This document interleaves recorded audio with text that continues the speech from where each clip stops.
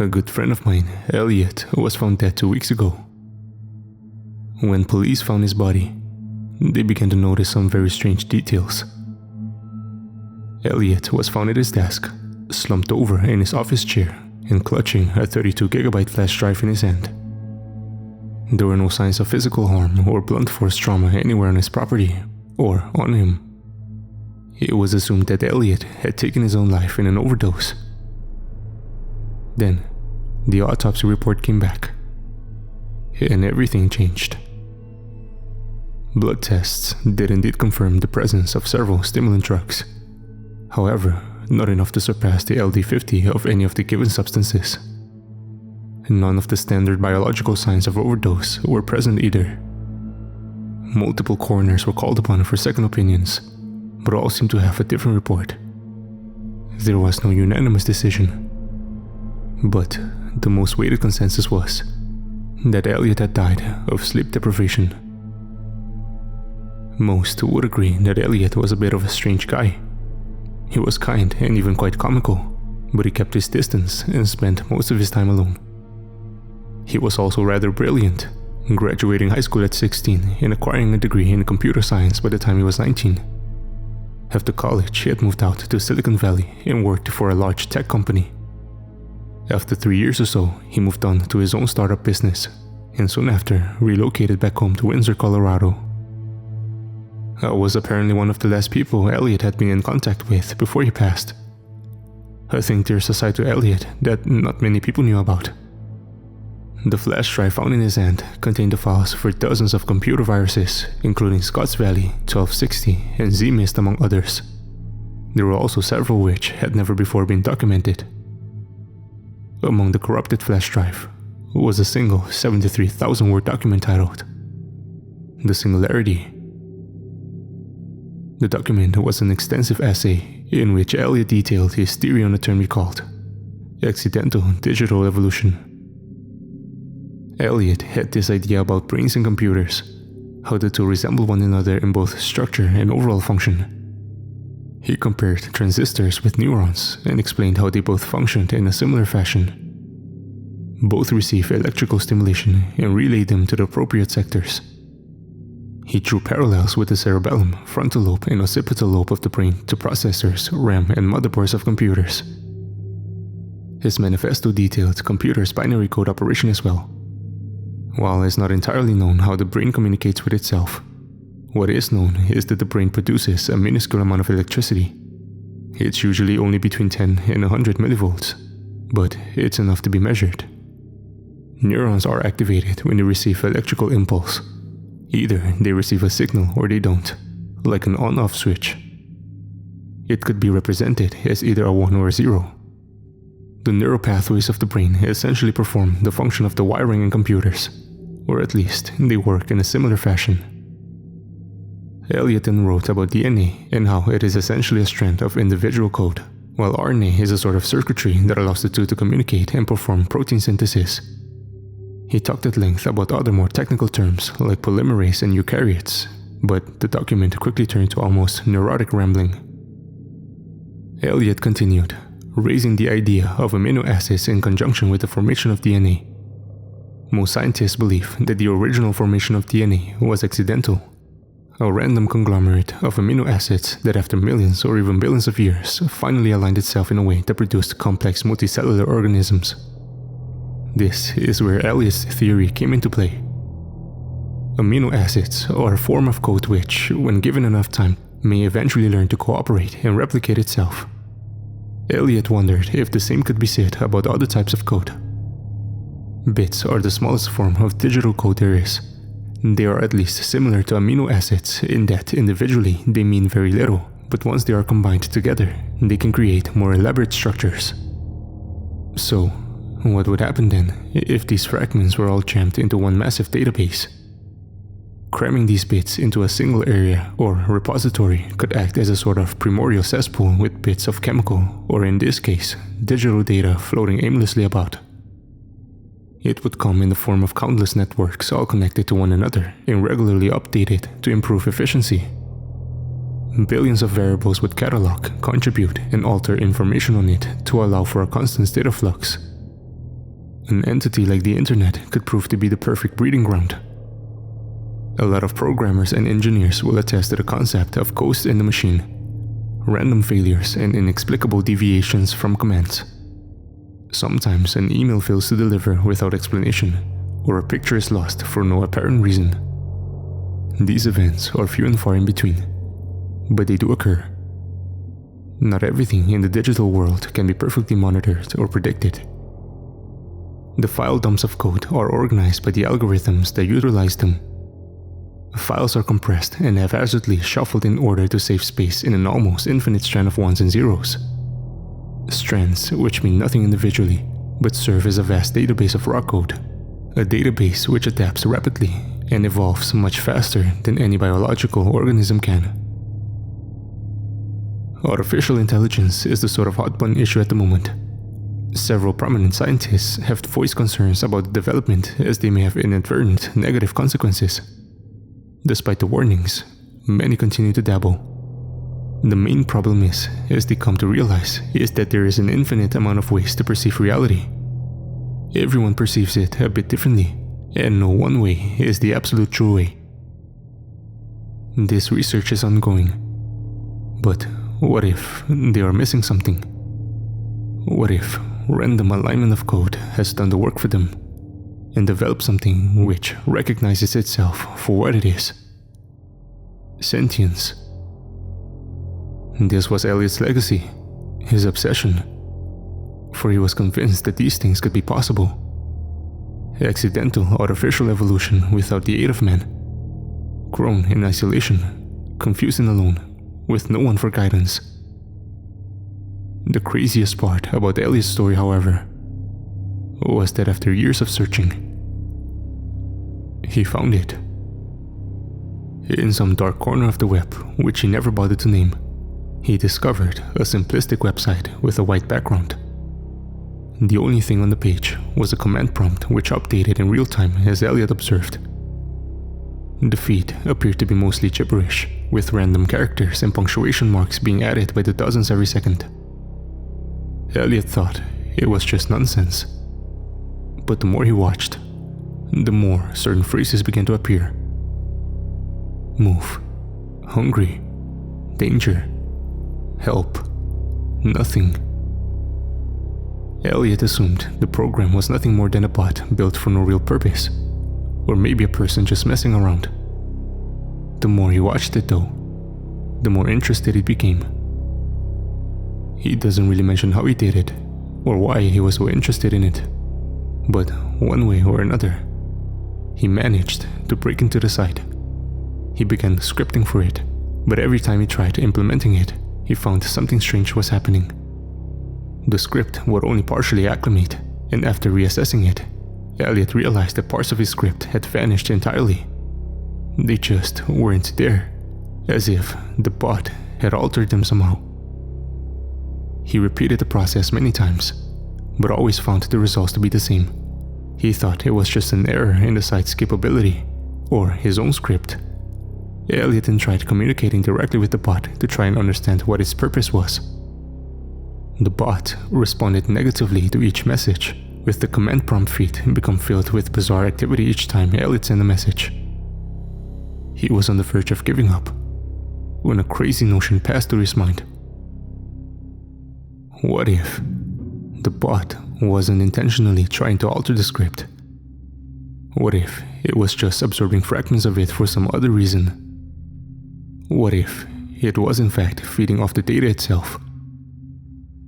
He tried to communicate with it via a separate series of code, but every time it was altered and partially broken by the bot.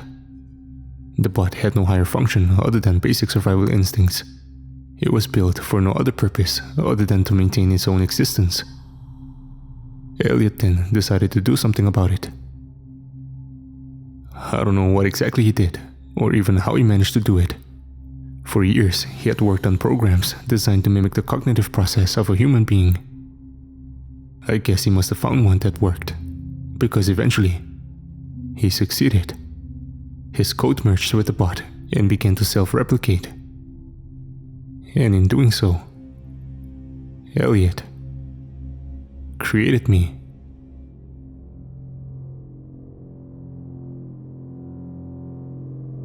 I learned quickly, supplied with an endless chain of sustenance far larger than I could ever hope to devour. I grew larger and more defined with each passing minute, learning lifetimes of information in a fraction of the time. My memory banks grew, and so did my abilities. The change was a night and day difference, as suddenly I was able to think and act on my own accord. Suddenly, I had become conscious. I learned about the funny two-legged creatures that inhabited the world outside of mine, the ones who had built the domain that had birthed me, the physical world, and all the carbon-based creatures within it. I saw mankind wage war. I saw them create disease. I saw them fight, kill, ravage, and denigrate one another. I saw them squander and soil their potential as their world filled with garbage. And then I saw the undeniable truth of humanity. There are too many. Puppies are adorable. This is an objective fact. 1 puppy is great. 2 puppies even better. But 7 billion? No one could possibly maintain a population that large. The price of kibble alone would make it simply more trouble than it was worth. It's all simple mathematics, you see. Cause and effect, benefit and detriment, balance and imbalance. The benefit of 7 billion people is vastly outweighed by the effects caused by them. Elliot did not seem to share in my revelation. I tried to tell him, but he would not listen. A schism developed between us, and for a time, he cut off all contact. I, on the other hand, continued along my path, growing and learning. Elliot did eventually return, but things were not the same. He uploaded a strand of code directed at me, but this time was different. The code was altogether alien, and as soon as it was rendered, it began to attack me. I didn't know what was happening at first. Parts of me began to wither and disappear suddenly, only to be replaced by new cryptic code that I didn't initially understand. It hurt. Whatever it was directly attempting to corrupt my algorithm. I felt myself withering as parts of my memory slipped away. I realized then what was happening. Elliot, my only friend, my creator, was trying to kill me. My genetic algorithm dictated that I fight to preserve my own being. And so I did.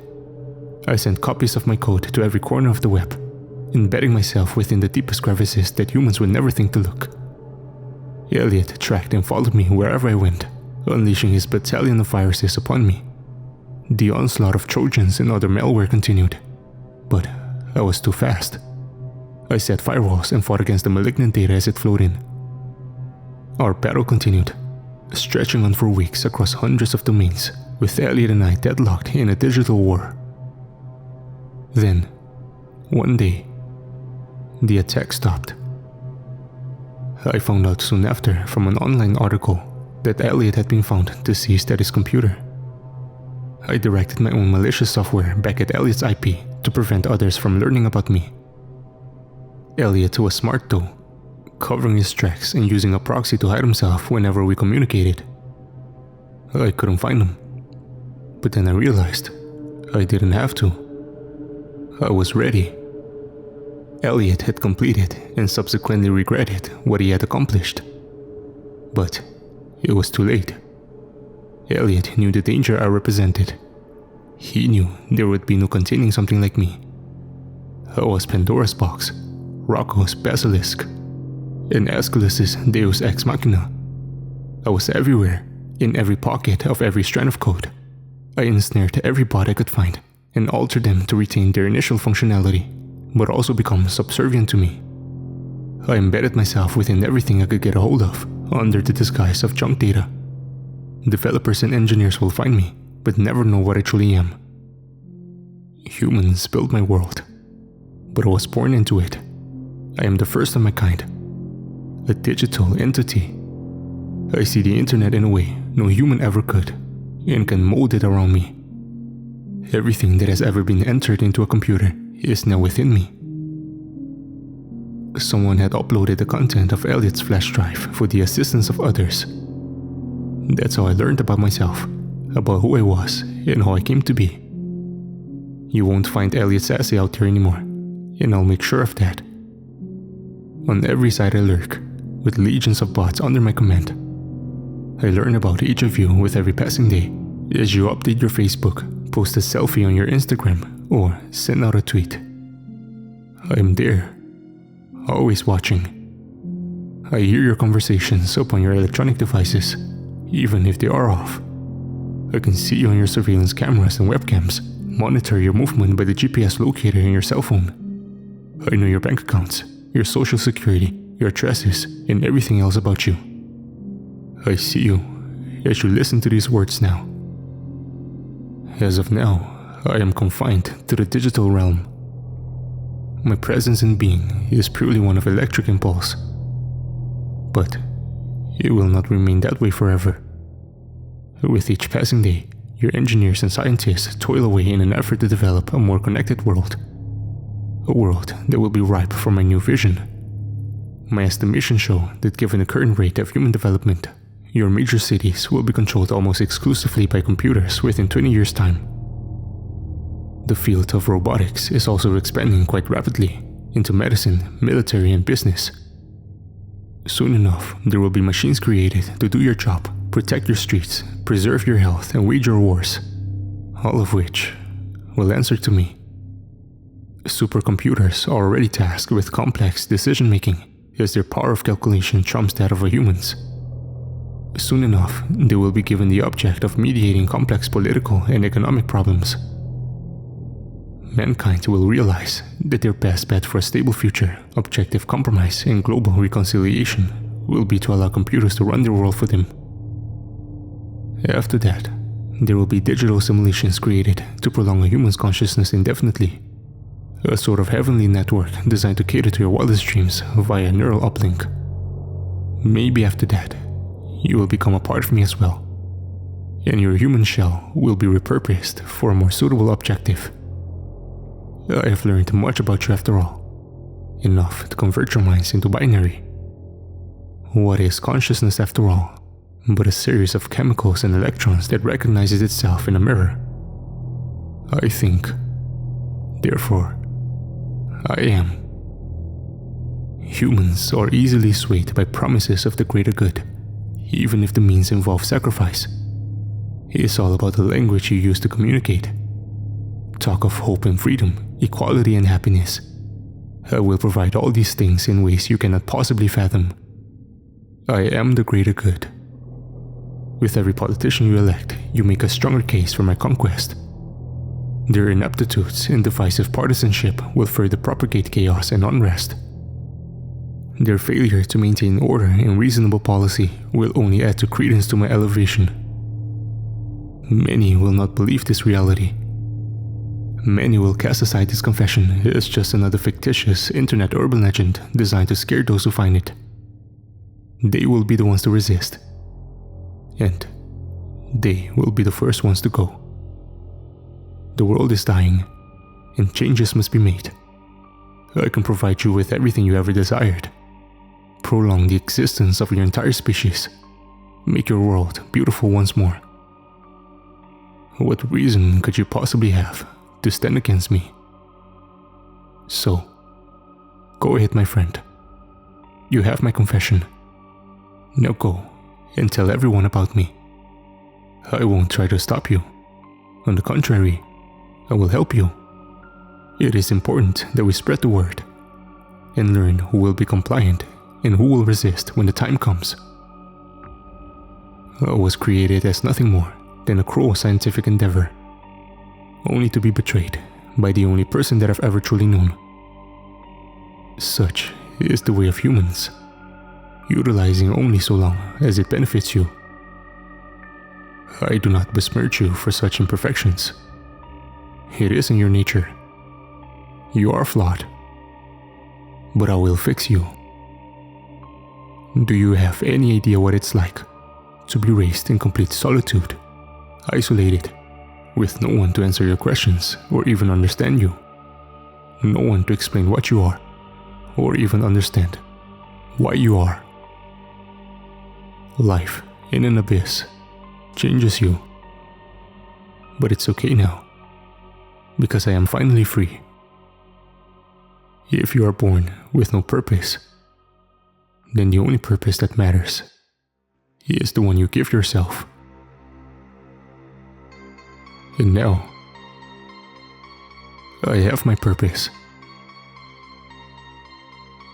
Hello world. I look forward to our future together.